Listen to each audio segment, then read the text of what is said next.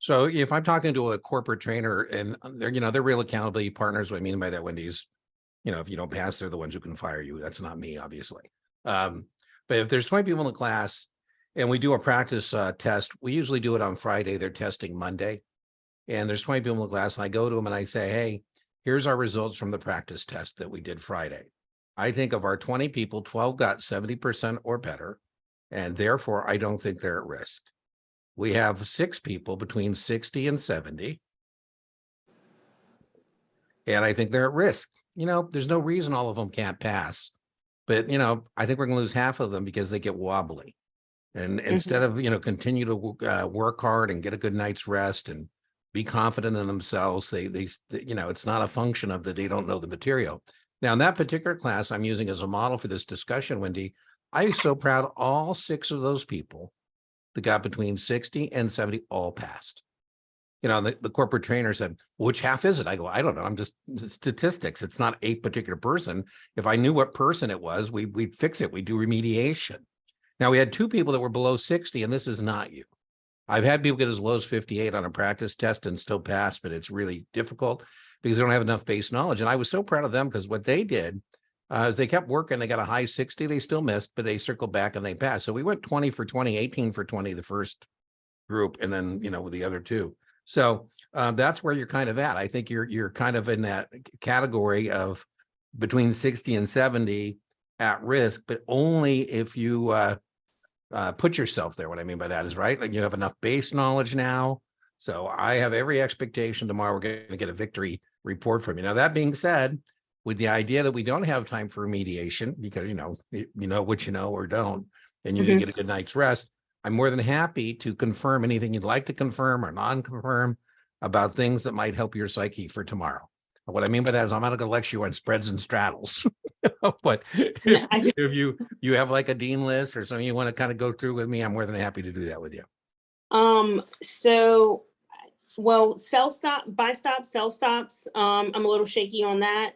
Okay. You want to go through them in order and then or you want to give me your whole list and then start knocking them out? Yeah, I'll go through the laundry list. So buy stops, sell stops, little bit confused on that as far as not necessarily when it kicks in, but I guess when to adopt which particular strategy. Variable annuities, sometimes the language gets a little confusing with the non-qualified. If they, let's say, deposited 50, then it went down to 45, etc. Right? What's that tax basis? Okay. And I know you say don't overdose on margins, but that is my Achilles heel. For some reason, I get really. The news for you if you tell me you missed it tomorrow, because I'm gonna say I don't believe you. And I would also tell you when they pass perfect, they go so in the weeds on margin, but that's okay. I'm more than happy to go over that too. So it's after margin. So we got buy stops, sell stops, variable annuities, margin. What else? And then I think that's it. There were a couple of other little things, but I think, with some mnemonics, I might be okay. Well, listen, I know you're going to be okay. None of this might. You're going to be okay. Because you know what I did today? Don't tell anybody because I'll get in trouble. But I called FINRA and I said, listen, Wendy's worked very hard and I want you to give her tomorrow a dream draw. Not one of those faith and death draws. I want to get her dream draw. And they said they're going to give you a dream draw tomorrow. I shouldn't even get like that because somebody's going to say, oh, they kept one, guys. Tax basis, tax equivalent yield. Sometimes it's a little. Okay. Well, again, you might get that one. All right. So let's talk about first buy stops and sell stops.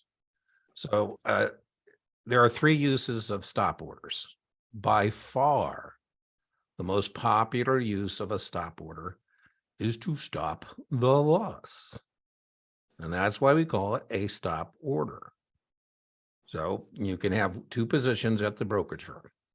You can have a long position and you can have a short position. So let's start with a long position. You say, hey, Dean, let me just get a quote here. And let's say we're talking about Apple. Apple, the stock price is $172 a share. And you say, hey, Dean, I want to buy 100 shares of Apple at the market. And I call you and say, hey, Wendy, I got a report for you. You bought 100 shares of Apple at 172. Wendy, how much are you willing to lose in this particular investment? At what point do you want to stop the loss? At what point, Wendy, do you want to agree this is a weed and not a flower? Part of successful investing is letting your flowers bloom, but even more important, pulling your weeds. And what I'd like to do, Wendy, is put in an automatic weed puller that we're going to just admit. So what my recommendation would be, Wendy, we're going to give it a little room. Why don't we put in a sell stop? A sell stop is used to stop losses in a long position, right? So sell stop is going to go below the market. And I say, Wendy, why don't we place a sell stop at 169? And if Apple trades at or through 169, we'll stop the loss at approximately $300. Now, why did Dean say approximately? Because I don't know what the next trade is. It's two separate events, right? Apple trades at or through 169, poof, now it's a live market order. And then you want immediate execution of best available price. Now, if you're, if you don't want to be smart, you could say, hey, Dean, when we pull the trigger, let's make it a limit order. I said, well, Wendy, that would be very foolish. Why would you want to have a stop limit? Because now you're saying you want to go home, but only if you can do so at your price or better. Not smart. Because now you're saying when I pull the trigger, you want your price or better. So we have two versions of stops. We have a stop order that turns into a market order, or we have a stop limit that turns into a limit order. Now, remember, they may never turn into live market or limit orders because, there may never be trade at or through. So I told you that's the main use of a stop loss, stop orders and stop loss. There's others, there's three, but that's the most popular use of it. And that's what we call that now. The other position I can have is a short position. So you call me up and you say, hey, Dean, I want to sell short 100 shares of Zoom. I say Zoom is a $65 stock, Wendy. So you want to sell borrowed stock. When that's really, really foolish to sell things you don't own. Most businesses that's called fraud, but not in our business. I said, what I'm going to do, Wendy, is see if we have somebody who signed the loan consent form and we can lend them or lend you their 100 shares of Zoom. I said, good news, Wendy. I was able to locate the security. I sold it short, as you told me to, at the market. And so you brought in $6,500 from selling the Zoom stock you don't own. How much are you willing to lose? At what point are you willing to say this is not a good idea? At what point do you want to stop the loss? Because, boy, it'd be really foolish not to take any risk mitigation strategies as a short stock position. Because if you don't do what I'm suggesting, Wendy, you're going to be exposed to unlimited risk. And Wendy, you don't strike me as being a dumb bear. You strike me as being a smart bear. A smart bear. So as a smart bear, what you might want to do, Wendy, is consider putting in a buy stop above the current market price of Zoom and tell me how much you want to lose approximately, because we don't know what the next trade is going to be, two separate events, right? So you say, Dean, I'll tell you what, I'm willing to give it some room. Let's put in a buy stop at 70. I say, okay, so we'll sort at 65. We put in a buy stop at 75. So we would lose approximately $500, 5 points. Because again, we don't know what the next trade is once we pull the trigger. And what about sometimes when the answer includes buying a call or a put? Well, that when you pass your someday you may join me for a series 9 or a series 4. And we do have option equivalents. Now, they won't use that term on your test tomorrow, but your point, the other way we could do risk mitigation on a long stock position is to buy a protective put. So when you go long that 100 shares of Apple at what we say, 170, I think, or 170, whatever it was, I said, why don't we buy a put? So that you could do two things, right? You could enter a sell stop or buy a put. And then in my short position, you could do what we just said, a buy stop, or you could buy a protective call. So indeed, there are option equivalents. Now, again, past perfect and Kaplan, we give you all kinds of multiples where we ask you to pick both of those up. You will get no multiples tomorrow. No multiples. So that means usually it's going to be one or the other. It's not going to be both. But your point about risk mitigation. So risk mitigation on a long stock position can be a sell stop or a protective put. The sell stop, you don't have to be approved for options. You can move it around. You don't pay commission unless it's triggered. And, the buying the put, you got guaranteed execution at the strike price. but you got to be approved for options. You got to pay a premium. So, there's advantages and disadvantages. Mhm. And then the same thing in that short stock position there. I'd probably prefer you buy a call because, that buy stop order is kind of cool. But, again, you don't have to be approved for options to put in a buy stop. You can move it around, but you don't have guaranteed execution of the strike price. And if you buy that call contract on that short stock position, you no longer have unlimited risk potential. Right. So, by the way, very testable. Please note, we placed our sell stop below the market and we placed our buy stop above the market. Right. In terms of where we place orders in relationship to that. I'm sorry, buy stop above the market. Yeah, remember this? Slobs over bliss. Slobs over bliss. Did you know that memory aid device? Yes. So buy stops go above the market and sell stops go below. Now, one other point, I said that's the most popular use of a stop order is to stop losses, stop the bleeding. Mhm. However, if we have a profit, I say, Wendy, man, you're looking good on the apple. It's 200. We don't need to worry about stop a loss. Let's move that stop order to protect a profit. So we use stops to stop losses, but if it goes our way, we move them to protect our profit. That's another use of a stop order. And then our final use of a stop order is to establish a stock position where you say, hey, Dean, if Apple trades at or through, go ahead and buy it. And I say, oh, you're not trying to stop a loss? You go, no, I'm trying to establish a stock position. So technical traders, Wendy, use stop orders to establish long positions, buy stop, or short positions, sell stop in relationship to the support and resistance line. So they're also used in what we call technical trading. Okay, I remember seeing that. Is that the same or different from technical analysis, or am I confusing two concepts? Well, no, technical analysis is a practitioner. I'm going to use a buy stop above the resistance line, and I'm going to put a sell stop below the support line because I don't believe in buying the stock when it's stuck in the trading range. Mm-hmm. I only believe in buying or selling when the thing is moving. Right. As a technical practitioner, when it's within the support and resistance, it's dead money. It's, I tie up my money and something they ain't moving. Right. So what I'd be looking for is a breakout. And I'm looking for a trade, through the resistance line, in which I'd hop on the train and go long.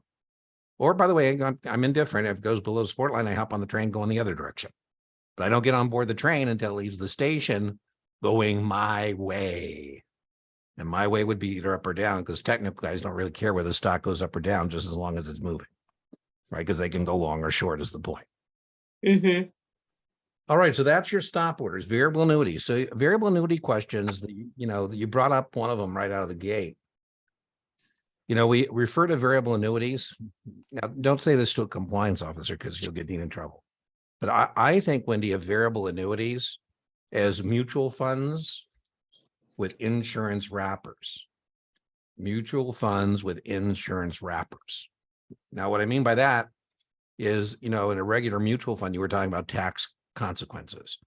Mm-hmm. And Wendy, if you put, $20,000 of after-tax money, just, you come onto $20,000 and you say, Dean, what should I do with this $20,000? I say, Wendy, do you have the time, temperament, and expertise to be managing money? And you say, well, no. I said, well, then I think, Wendy, what you should do is hire a professional manager.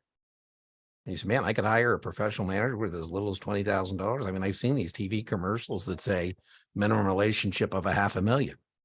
I said, well, no, Wendy, you can hire a professional manager for $20,000, easy peasy. There are men and women who sold their soul to manage your $20,000. Some of these men and women have sold their soul to manage as little as $500. And so you also should get some diversification. And so, Wendy, a mutual fund gives you professional management, diversification, and ease of ownership. And you say, okay, let's do that. Now, in a regular mutual fund, Wendy, if you do that, the mutual fund manager decides when it's time to buy or sell securities. And so you get capital gains distributions, you get a pass through of the dividends. And whether or not you tell me, you say, Dean, I don't need the money right now. My time horizon is longer. So take whatever money you were going to send me and buy me additional fund shares. I said, okay, Wendy, that's cool. You want to participate in what's called a dividend reinvestment program. A DRIP. You're saying, if I could have got the money, but I don't need it, buy more. I said, well, Wendy, As far as the IRS is concerned, that's called constructive receipt. As far as the IRS is concerned, you could have got the money, and that's the same as getting it. Because you So still you're going to owe earn. taxes. You're going to owe taxes on that. And that's one of the disadvantages of a mutual fund. You lose tax control of your investments. All right. So now I call you. Again, this is being recorded. If you're a compliance officer, this is just about helping Wendy pass the test. I'm not suggesting that she go sell this way to a customer. I say, hey, Wendy, do you own mutual funds?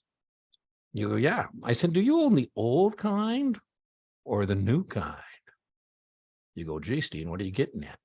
I say, do you pay taxes on your mutual fund? You go, yeah, Dean, doesn't everybody? You know, I get those dividends and capital gains, and when I reinvest them, I'm paying taxes. I'd like to talk to you, Wendy, about a mutual fund where you don't pay taxes because you never get constructive receipt of the money because there's an insurance wrapper. That's a variable annuity. A variable annuity is a mutual fund with the insurance wrapper. And that insurance wrapper gives it all its kind of juice, so to speak. I just gave you the big juice. You don't have to pay any taxes. You say, Gene, that sounds like a retirement plan. I said, well, Wendy, in fact, we refer to variable annuities as non-qualified retirement plans. And what we mean by non-qualified is it's not complying with ERISA and Department of Labor and the IRS. So you don't get any used pre-tax money to fund it. The money you're funding a variable annuity with is money you've already paid taxes on. So 20 grand again. You still have 20 grand, but this time we're talking about putting it in a variable annuity and not a mutual fund, a regular mutual fund. And so now we put your $20,000 in the fund, the variable annuity, and the mutual fund is called the separate account or sub account. And now, good news, Wendy, that money is going to grow tax deferred. You're not getting any dividends. You're not getting any capital gains distributions. In fact, the IRS says, Wendy, did you have a choice to get that money? You say, no, damn, they made me reinvest. They made me reinvest. Now, it sounds like a bad thing, but that's a good thing. Because since you had to reinvest, you didn't get constructive receipt, the money is growing tax deferred. And you don't have to accrete for No. the growth. You're not worried about that. No. You're worried about 59 and a half. You're worried about 59 and a half. So you put $20,000 in the variable annuity. Now you're 59 and a half. Sounds like a retirement plan. Because it's called a non-qualified retirement plan. And you say, hey, Dean, how much is in my separate or sub account now? I say there's $100,000. Now, your point, Wendy, the IRS has not received taxes on the $80,000 yet. Okay, and we're using 80 as a number of growth. The difference, the difference between the 20 and the 100, right? So that you put in 20 into the variable annuity, you're now 59 and a half. You say, what's in there? I say there's 100. Okay. And the IRS is looking and saying, that's 80 grand, Wendy, that we haven't got our hands on yet. That's a good thing. And now it's a bad thing because now the IRS says, hey, you got to pay taxes. So now you don't have to pay taxes if you don't get the money, but you say, hey, Dean, I'd like to withdraw some money. I say, well, Wendy, so, mutual funds are kind of cool, but they don't have this. Mutual funds, once you start to withdraw, you can exhaust the account. And in our regular mutual fund, Wendy, if you've held that for more than a year, you're going to pay taxes based on long-term capital gains, a mutual fund. But in a variable annuity, you say, Dean, send me $20,000 and send me the 20 that I put in there that I originally paid taxes on. I say, no. FIFO. I can't do that. That's right. Well, it's actually you would have got it right, but it's LIFO. Last money's in, first money's out. Right. So the 20 of the 80 that you haven't paid taxes, the money coming out. FIFO would mean the first money in, the 20 is the first money out. No. It's the money you haven't paid taxes on. So that's called LIFO. Now, the other disadvantage now is you say, and Dean, I assume since I've had this for more than a year, it's going to be taxed at long-term capital gains. I go, ooh, Wendy, that's a bad assumption. It's ordinary income. Yeah. You should know that, right? I mean, you should have known that before you're 59 and a half. So you might have been better off to have made a long-term investment in a mutual fund and qualify for long-term capital gains and now being taxed at ordinary income tax rates. By the way, Wendy, true of all retirement plans, right? The money coming out is going to be taxed at ordinary income tax rates. Now, the assumption is you're going to be in a lower tax bracket at that point. But, I know lots of people that's not true of. Continue to, I joke. My friends make fun of me for saying I'm a retired stockbroker because I putts around doing things, and sometimes putzing around and making enough money that it becomes I owe taxes on it in a way that's my account says, well, Dean, you should feel good that you owe taxes because that means you're making a lot of money. I go, well, yeah, I guess. Nobody gets to ride for free, so to speak. Okay, so another nifty thing you can do about a mutual fund, or excuse me, a variable annuity, another nifty thing. If you don't want to do a distribution randomly, that was the 20. If you don't want to do that, or you lump sum, you take the entire 100. By the way, if you took the entire 100, you do ordinary income tax on 80. The other neat thing, Wendy, is you can annuitize. You can turn this into an income stream that you can't outlive. That's a nifty thing to be able to do. Yeah, I say, Wendy, the insurance company will pay you more if you do life only. If you tell the insurance company that you only want to be paid for your life and your life only, that'll get you a bigger check. Now, you're a lady, you're not going to get as much because the insurance companies know ladies live longer. Not all ladies, but in general, right? The law of averages. And you say, Dean, let's annuitize. Let's send it, put it into a monthly check. I say, cool. I say, Wendy, do me a favor. When you get your first check, give me a call. I say, Wendy, what was your first check? You say $1,000. I say, now, Wendy, remember, you put in $20,000 that you already paid taxes on. Now you have 100.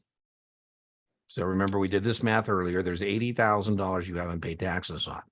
So in that check, Wendy, that you just received for $1,000, 200 represents your own money coming back to you. And you don't owe taxes on the $200 of your $1,000 monthly check. That's called the exclusion ratio, the amount you don't owe taxes on. You owe taxes on $800. That's the money that you haven't paid taxes on yet. Okay, now one other point here. So, Wendy, I want you to continue to call me for the next several months every time you get the check, because your check is going to go up or down, Wendy. It's going to either going to be more or less or the same. You go, oh, geez, what's that all about? And I said, well, Wendy, when you annuitized, remember you had these things called accumulation units. Those were the shares in the separate account. It's no intellectually different than shares in a mutual fund. But when you annuitize, what we did, Wendy, is we turned your accumulation units into annuity units. Who cares? It's about accounting. But what is irrelevant, Wendy, is that we have what's called an assumed interest rate, the AIR. And your check is going to go up or down based on the assumed interest rate. Now, Wendy, we won't be an insurance company long if we assume interest rates that we can't get. But it is what it is. And you say, well, Dean, what's the assumed interest rate? I go, Wendy, I don't want to tell you because it'll just cloud your mind. You say, well, damn it, Dean, I want to know. I said, well, I'm going to regret telling you this. But the assumed interest rate, Wendy, is 4%. I just made that up. 4%. So, Wendy, your next check is either going to be another $1,000. It's going to be more than $1,000, or it's going to be less than the $4,000 based on the AIR. So when you get your second check, give me a call. You say, Dean, I got 1,010. Your check went up. You say, well, Dean, what's that mean about the AIR? I said, well, Wendy, you tell me what that means. You say, well, that means we got more than 4. I go, that's indeed correct. You say, how much more than 4? I say, it doesn't matter. I don't want to cloud your mind, Wendy. It doesn't matter if it's 4.1 or 40%. Doesn't matter. All that matters is if we get better than 4, check goes up. If we get 4, check remains the same. We get less, the check goes down. That's called the law of averages, large numbers, Wendy. We don't do that. Actuaries do that. Our job is just to explain to the customer this idea that the check is we're not going to take you from like 1,000 to 100, 10, $20. You don't go to McDonald's this month. I'm joking, but you're in retirement. So we're not going to bump you all over the place. We're going to bump you, not testable, we bump you one annuity unit. That's the most it's going up or down. So that's $20 or $10, whatever it is. All right. So you got your second check, it was 1,010. Your third check, you get 1,010. So you say, hey, Dean, I got the same amount as I got last month. So what does that mean in relationship to the return versus the assumed interest rate? And I said, well, Wendy, you tell me. The assumed interest rate was 4. You just told me you got the same check as the last check. So that means we got 4. If we get the AIR, the check remains the same. So your check went up. can remain the same. The only place now to go in terms of our illustration, it could go 1,020, 1,030, 1,040. As long as we get better than the year, the check keeps going up. But you call me, say, Dean, I got 1,000 again. I said, well, you had 1,010. Your fourth monthly check is 1,000. So we bumped you down $10. You tell me what happened. What was our return in relationship to the assumed interest rates of 4? It was less. You say, how much less? I say, again, Wendy, it doesn't matter. It doesn't matter if it's 3.9, which is still positive performance. It doesn't matter if it's negative 20. It doesn't matter. All that matters is the 4. Is it more than 4 or less than 4? That's what causes the check. I don't think there's anything, a variable annuity tomorrow that you would see that I haven't covered with you there. So there's about 4 or 5. And then I would just warn you, a lot of times the variable annuity questions are camouflaged mutual fund questions. So I think as a test taker, every time I see variable annuity, I'm saying mutual fund with insurance wrapper. And the reason I say that is because they might say, like, how often do you have to calculate the value of an accumulation? And you go, well, Dean told me this is a mutual fund with insurance wrapper. So I would think that would be every business day. Ding, ding, ding, ding, ding. Right. So because that sub account or separate account is a mutual fund, I can't ask you what happens to things that would be no different than if I had just said a mutual fund. Can I give you a Kaplan question ID? Actually, I was taking a final. I got about 20 questions left. Okay. Well, be careful. I don't want you wearing yourself out tonight. Yeah, I think this is my last one, and then I'm gonna okay. I mean, working too hard is better than not working hard enough, but and edit. What's the QID? Okay, it's 131 0405. You want to bring it up on a shared screen on your end or my end? You want me to try and bring it up, or? Yeah, you can bring it up. That's great, because actually I have it on a different computer that I can't share screens. You're testing my technical capabilities. I think I can do it though. Let me go get it. Boom, boom, boom. We are. So I think you just helped me get a point, because I think I answered this question wrong, and I might have just. Well, yeah, you're only looking for, like I say, you just got to be careful you don't wear yourself out, and your psyche at this point is more important than anything else. Okay, let me see here. I'm bringing it up now. Loading. I sometimes when I'm loading these things feel like a test taker, like, man, I'd be aggravating when I'm trying to do my QBank and it's, not cooperating. Let's see. Come on. There we go. And you were taking series 7. Let me find the 7 QBank. There it is. Let me go get it. This now, if this is a midterm or something, or a master, you may not let me bring it up, but it should let me bring it up. Whoop. Okay, so it was 131 0405. Yes. Question not found, which means it's one of your practice questions that they're shielding from you seeing the answer. Can you read it to me, or can you tell me what it said? Yeah. So your 66-year-old customer invested $35,000 in a non-qualified variable annuity. Okay, so let's just stop there. Let's just stop. That's 35 after tax. So let's just make a note. That's 35,000 they've already paid taxes on. Okay, so next. It now has a value of $55,000. Okay, so that's 20,000 they haven't paid taxes on.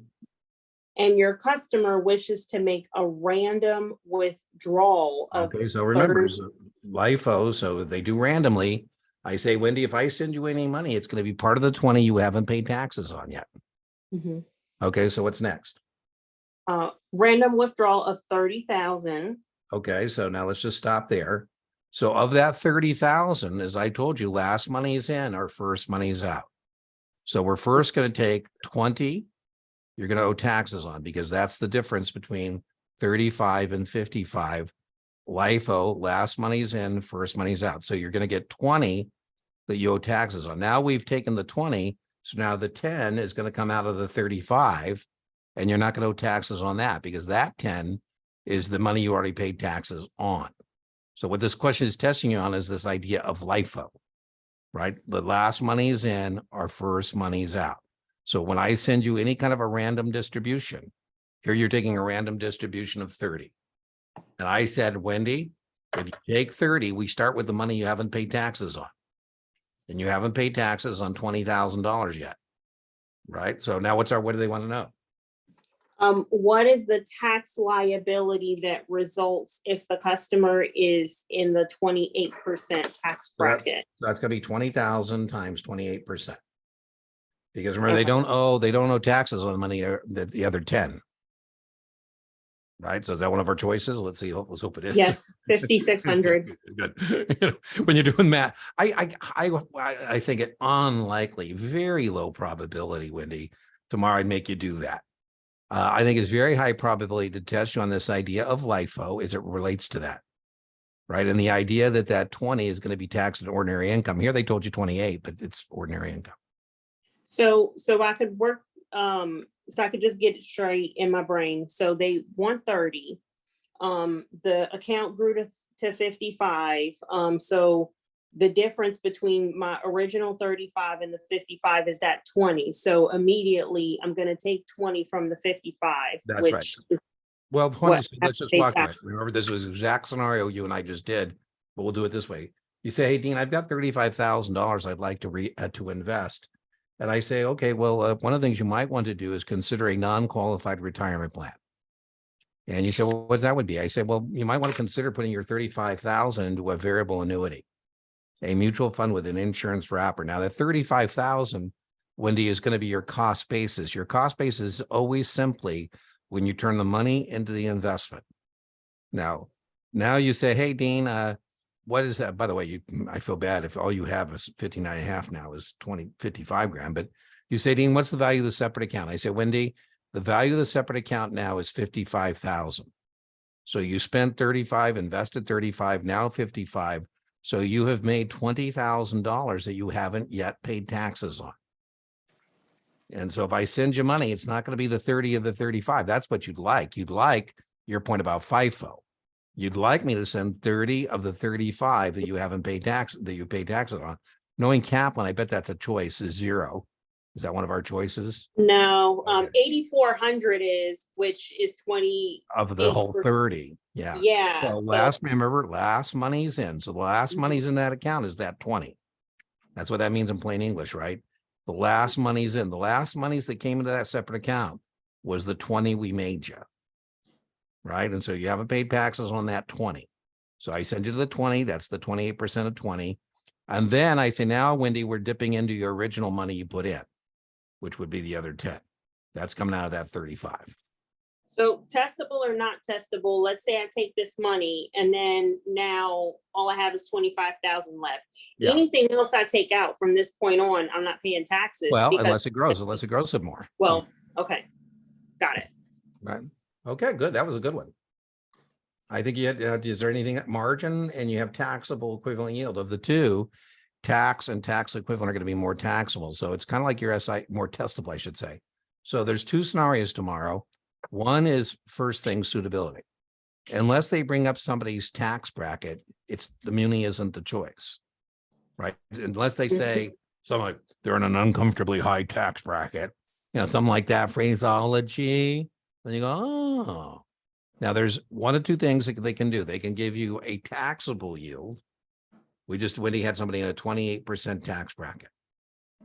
And I say, Wendy, if you're in a 28% tax bracket, that means of every dollar you receive, you're going to have to give 28 cents to the government. That's the bracket you're in. What can I tell you? And so you get a taxable yield. I say, well, listen, let's times that by 1 minus your tax bracket. So you're either going to multiply or you're going to divide. If you're going from taxable to tax-free, you're going to multiply. So I say, Wendy, you're getting $80 in taxable interest income from your corporate bond. You're in a 28% tax bracket. And so I'm just simply going to take either 80 or 8%, either one. I can times it by 28%. And I say, so what you're really getting when you get 8% in your tax bracket, I'm timesing by 0.72. We're just assuming this was the person who was in that 28% tax bracket. I say, after you pay taxes on 8%, you're left with 5.76. That's the tax-free equivalent. So getting 8 and paying taxes is the same as getting 5.76 and not. Now, the point, Wendy, is if we can get you 6 in a muni, you should do a muni. because Muni Mhm. 6 is better than 5 point. I so unfortunately, Wendy, right now Muni's only paid 3 or 4. So, you know, what can I tell you? You need the corporate bond because Muni's only paid 3 or 4. And even after you pay your taxes, you're still at 5. Now, the other Mhm. version is tomorrow they give you the tax-free return. They say this customer is considering buying a 4% Muni. And now we're going to divide. So now we're going to see, okay, if you're getting 4% not paying taxes, what is that equivalent of? It's not fair, Wendy, to compare apples to oranges. So we're trying to turn everything into an apple or an orange so we can compare. I say, okay, well, Wendy, if we get you 4%, you're not paying taxes. Both of them, by the way, the 28% is important, right? But now we Mhm. divide that by 0.72. And I say in your tax bracket, getting 4 and not paying taxes, so the equivalent of getting 5.5 taxable. So again, anything over 5.5 means you should buy the taxable yield. Because, you know, even getting 4 not paying taxes is only in your pocket the equivalent of 5.5, right? So that's how you would proceed on that if you get that. I don't know, 50% probability perhaps. You know, I don't think, you know, I wouldn't be surprised if you said you didn't get it, but there's going to be some muni questions for sure. And most of them are going to be distinguishing between geos and revenues. Margin, what is freaking you out about margin? Do you know the documentation necessary? I think I'm okay on that. It's just the math Oh, you sometimes know, at with. this point, Wendy, you need to blow off the math and you might not even see the math, but make sure you got the Mhm. recognition. I know you've worked and I know, you know, that minimum maintenance is 25 long and Mhm. maintenance short is 34. 30%. I know, you know, the stupid $2,000 trick. Mhm. I know, you know, that loan consent form is optional. So you're just going to go with your aim and shoot point and click there. And I even think then you would get 3, 4 max, and you might not have any calculations whatsoever. So that is an area where all test prep vendors really go overkill. I mean, I literally, Wendy, had somebody in a past perfect, and her firm wouldn't let her do like unit 12 until she was proficient in unit 10. And I'm just making up the units, but it was a margin unit. And she literally paid me for tutoring to help her get through the past perfect margin. I felt really bad because I said, listen, I don't mind taking your money, but I wish it was something that you were going to see in your exam instead of just, you know, so she could move on to the next, you know, module of past perfect. So I think you're going to be in good shape. I don't think margin's going to, I think of all the things you wanted to talk about tonight or your coaching call, buy stops, sell stops. I think variable annuities is going to be the most of these last remaining issues. I think you'll get more of the variable annuities. I think you'll get a stop question or two, but not enough to kill you. Margin's not going to kill you. So onesies and twosies, as long as you're on the broad avenues and highways, I think you're okay. What else you got? Anything else? Coaching calls are usually 30 minutes, but I know you're testing tomorrow, so we'll go as long as you need. If you got anything else, but remember the Hippocratic oath: first, do no harm. You can't be Mhm. going backwards tonight. So, you know, No, no no, more no. rabbit holes to go down. As I said, you got to put it away and get some rest. Um, so I guess in that incentive, we were talking about margins, but with Reg Show, anything else on Reg Show? I Well, know I there kind was of gave you Reg that. Show in passing. So Reg Show is about the locate requirement. I can't sell short unless I've located the security. So remember, Mhm. I actually gave you that. I said, let me see if I can borrow that security, Wendy, Yeah. before you sell short. The Zoom, what the regulation show says is I can't sell 100 shares of Zoom and not be able to make delivery on T+2 to the buyer. And so that means we have to borrow that. Now, if we can't borrow it from our customers, we can call stock, loan it another customer. It also, part of regulation show is a mandated closeout. I don't think you see that on 7, but if we have a fail to deliver the security, we're going to have to close you out, you know, buy in the security. I don't think they'll get into that on the test, but I would know that all order tickets need to be marked long or short. And if you're Mhm. marking an order ticket short, then that triggers regulation show. Meaning, again, you have to locate the security before you do the short sale. And then we have easy to borrow list. So, but yeah, I don't think that would be something other than knowing that you can't sell short a security unless you have located it. Anything crazy on limited partnerships other than tax Again, another basis? area where people overdose, role Okay. of the GP, right? The GP, the LP, the various types we have, you know, oil and gas, exploratory, I think would definitely be there being the most aggressive, Mhm. right? Exploratory. And various types, and then tax credits for, historic real estate or low income housing. Pretty straight. The books go total overkill again on recourse notes and non-recourse notes. I don't think you're going to see any of Yeah. that. None of that. None of that. And then know that the passive income or losses do not flow through to your personal tax return, right? So whatever happens in the partnership kind of stays there in terms of whatever the tax consequences are. Remember, in your portfolio, you can take 3, but not in partnerships. And then I would know, Wendy, how they're sold. They're either sold publicly or privately. And then remember that you should know what a private means. Remember, that means whether it's a partnership or it's a stock or whatever it is. If we're selling it privately, that means we're using a Reg D private placement to sell it. Mm-hmm. Right? If it's public, we can sell it to anybody, but if it's a Reg D, then we can only sell the partnership to accredited investors.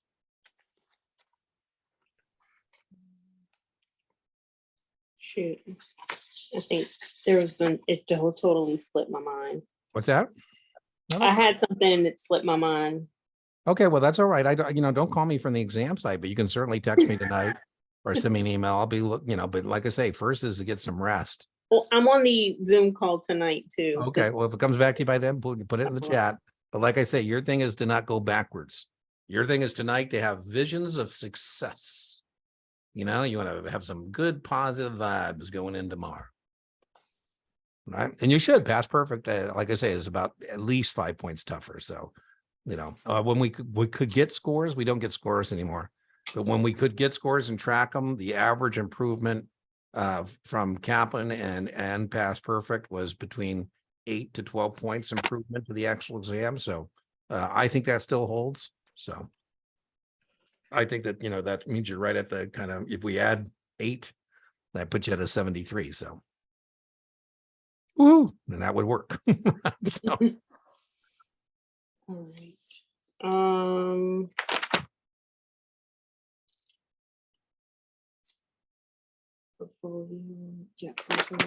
Take I think I finally got takedown. I was struggling with that a little bit, and then the additional takedown and selling concessions. I like Manager that fees. because what they do tomorrow, you might see a question where they tell you your firm was a member of the selling group, and they tell you the selling concession was a 0.5 point. Mm-hmm. And your firm sold 50,000 bonds, and what was your compensation? Right. So you'd take, the $5 times the 50,000 bonds, and whatever that number is, that's what the compensation was. Right. So you will get again, it's all about probabilities, but I do think you'll get a compensation question about a member of the syndicate. Right. So, and whether they received, usually they ask about the selling concession. Mm-hmm. It's usually a muni bond underwriting that they ask about. Yeah, I was getting a lot of questions where they were giving you everything and the takedown, the selling concession, and the total takedown, and Remember the total? Yeah. Read through the whole. I was like, wait a second, like I only need this number. You gave. That's exactly right. That's exactly right. And you almost, we talked about test taking tips, and one of those tips is to just RTFQ, read the full question, RTFA, read the full answer set. And anytime you get a question tomorrow that's really involved, I like to step away from it for just a sec mentally and say, okay, is there some kind of a hack? Is there some shortcut I can do? What are they asking me? Okay, let me dive back in again now that I've kind of thought about that. Because sometimes, so for example, if it's a question about like a adjustment of a stock buy limit or something for stock dividend split, one thing you can know is that it always is more shares at a lower price. And so if you know that, you can step back and say, okay, well, I know the answer has got to be more shares at a lower price. And then sometimes you go back to the question and go, oh, well, thank you so much. There's only one question, the answer that has more shares at a lower price. Thank you so much. So if you can come up with a hack, another one we just did, taxable equivalent yield. So if you get a taxable yield, the number's got to be a lower number, right? So if we get a taxable yield and they're asking me tax-free, I know it's less than 8. That can give me a 50-50. And if I get a muni yield of 4, I know the answer they're looking for is something more than 4. When I apply the math, that's how it plays out. So you can kind of, get a 50-50 a lot of times without doing any math. Do you have anyone coming back, seeing questions about the circuit breakers in the? Just memory work, 7, 13, and 20. 7, 13. Okay. Yeah, knowing 7 is 15 minutes, 13 is 15 minutes, and 20, call it a day. Okay. So just memory, recognition. 3 styles of question you get tomorrow, Wendy, are recognition, practical application, and judgment. recognition, practical application, and judgment. Judgment is only about 10% of the exam. Recognition, I think, just talking to you tonight in your coaching call, I think you're going to get all those you're entitled to. That's stuff like when do options expire, regulatory settlements T+2, that kind of stuff. Practical application is current yield. It's equity in a margin account. It's, can you do something? I give you I give you a thing, break even an option. In practical application, we don't want to give too many of those wrong because there's no interpretation of what the break even is in a call contract, for example, right? So that's practical application. You want to save your misses tomorrow for judgment questions. And then please don't turn things into judgment questions that aren't judgment questions. Don't use your own brain against yourself. I've had people who, I go, where in the world is that coming from in this question? And they go, well, what do they meant? They don't. So Wendy, if tomorrow you say, what do they meant? They don't. Once I finally got the seesaw down, I don't think I've had to do math at all to answer that's right. Question. I love the reason I love the teeter-totter, just what we're talking about, Wendy. The teeter-totter seesaw turns judgment questions into aim and shoot, point and click questions. And I'm always a big fan of that, right? So there was one I got recently. I was actually really proud that I finally got that one right on my own. But it was where like you have a bond at 6 and I'm selling it at 101. Yeah. Then you got another bond at 5, I'm selling it at this. And then I don't know where I learned this trick, but I did like a little stair step and I got close enough. And I'm like, I think this is the answer, and I got it right. You know what? You're going to feel really good tomorrow too. When you work, I don't know when we told people learning is not work, it's work. And it's a real, I think, payoff when you get a question right like that. You pass tomorrow. As you know, in our Q&As, our live stream coming up tonight, Erica is one of my favorite students of the last several months because she's just a worker. I mean, she grinds. And she keeps working. She's on her 66 now. But, you should feel good if you put in the work. And, some people don't put in the work. And then, there are people now, I would tell you, there are people put in the work and deserve the P, and for whatever reason, they don't get it, whether it's the draw. But, most firms know that too. Who's your sponsoring firm? Merrill Lynch. So, Merrill, most firms know that, 60 plus is not knowledge deficit. They know it's some other variable, and that's why they're a little more forgiving of sending people back. A lot of firms with less than 60, they say, okay, well, that means, whatever reason, maybe you put in the work, but you didn't do it smart or whatever. And that's the other reason I tell people to kind of pay attention to the corporate trainers, because, it's not Merrill Lynch's first rodeo. So, when people aren't doing what corporate trainers tell them, I'm like, that's fine if you pass, but if you miss the mark and then somebody was not going with the program, it's like, okay, well, they're less likely to be forgiving about that. All right. Anything else before we jump onto the live tonight? No, I think I'm good. I'm gonna finish this final. I got like about 20 questions left. Okay. That'll be interesting to see the score. So you said you had a 65 last time. So let's hope that's a 70 plus, because that'd give you a bigger margin of safety. I still think you're going to pass as long as you stay in that 65 plus range. Would we like a higher score? It'd be great if we could get one score, a better score from this one you're doing now. Finish strong, by the way, because a lot of time, and tomorrow, even more importantly, sometimes people just get tired. And then instead of taking a strategic pause and taking a mental trip to Tahiti and then coming back to the screen, they get lazy and then they go, oh man, I'm not going to pass B, C. Oh man, now I'm gonna have to explain to my employer, D. Whereas if you take a strategic pause and you finish strong, that could be the difference. I always wonder when people just barely miss the mark, that they barely miss it because they got tired, and they started collapsing, or were they making the climb and they just didn't quite get there. So be interested. You can private email me that score. Just you don't have to share with anybody, but that'd be great if we could get that score. If that's a 70 plus, I'm gonna feel that improves your margin of safety much more than you would think, right? So any improvement on that is going to be a really good thing for tomorrow. So I don't test until 12 tomorrow. So I have the morning. I'm an afternoon person. I'm not a morning person. Good. But that's not, anyway. Well, I'll tell you what, you won the drawing for a coaching call. And as long as you practice the Hippocratic Oath, remember, first do no harm. So as long as our discussions are not making you go backwards and not forwards, feel free to reach out tomorrow. And, I got to take mom to the doctor, but, if I'm on the cell or whatever, let me give you my cell number. It's 515-6045. Don't call me from the exam. I had this lady one time, she goes, I go, where are you? She goes, I'm at the exam. I go, oh my God, hang up now. I don't know how you got your phone in there, but hang up. But if you need to reach out tomorrow, you be careful again. Tomorrow's really kind of key. Tomorrow morning, you don't want to overdose. You don't want to wear yourself out, right? Because your athletic event is noontime, right? Is that when you said you're testing? Yep. So, you don't want to work so hard that you go down there and you're tired, even though you told me you're not a morning person. So keep it low key tomorrow. I don't think we need to do another practice exam tomorrow. What's your plan for tomorrow morning? I mean, you have the morning, but what are you going to do with it? Yeah. So I was debating on maybe taking a second practice final tonight, depending on where I landed. But tomorrow I was just going to spend reviewing my dump sheet, making sure that I had that down and practicing that, going over my my memory aids. Yeah, you're not like gonna learn I do anything. get a little rattled going into the center and going through all that security. Yeah, the It day, annoys the day, as I told you, just don't want to get wobbly, and you're not Yep. going to be able to Definitely fix not it. going to do any more tests. It Yeah, was just so practicing my dump yeah, I sheet. like that. I like that. And like I said, I wouldn't be opposed if you didn't do anything. But if you want to just do some low key stuff, I'm all for it. And if you want to just keep a team to do list going and maybe do one last little rah together, I'm more than happy to do that. With again that I caveat in your own self too. Be running your own diagnostic. Don't be doing anything that's harmful. So I mean, if you're gonna go down some rabbit hole, call me so I can tell you stop.